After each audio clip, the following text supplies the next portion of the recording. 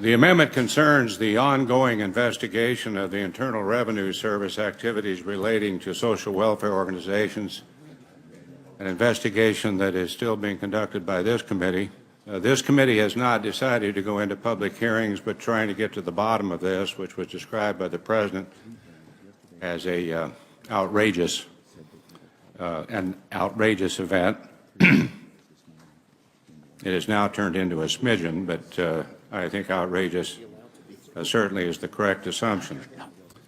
And contrary to what some contend, targeting of social welfare groups, the intrusive questions asked to applicants, the delay in processing applications, all of which continue as I speak by the IRS, is not the result of poorly drafted regulations. After all, the regulations in question have been in operation for about 50 years.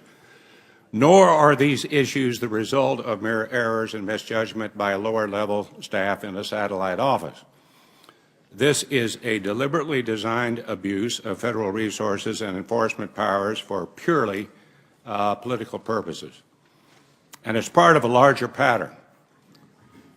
Unfortunately, I believe this administration is using the IRS to shut down its critics and opponents. It's all about campaign politics and an effort to shape the coming election. Now, I made it very clear before, and I intend to keep pushing on this, the deliberate scheme to abuse the First Amendment rights of social welfare organizations is beyond the pale. It's morally wrong. It's ultimately destructive to our system of government.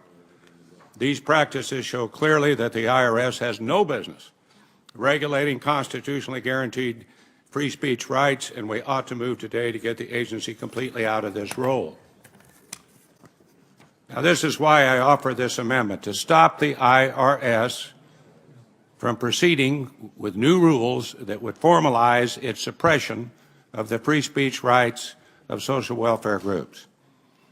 It is not up to the government, Mr. Chairman, to tell these organizations what they can say to their members. The IRS has no competence in judging whether a group's political views and activities are appropriate. It calls upon the IRS to suspend rulemaking in the 501c4 area until the investigations are completed. This is just common sense. We have an investigation by the IG.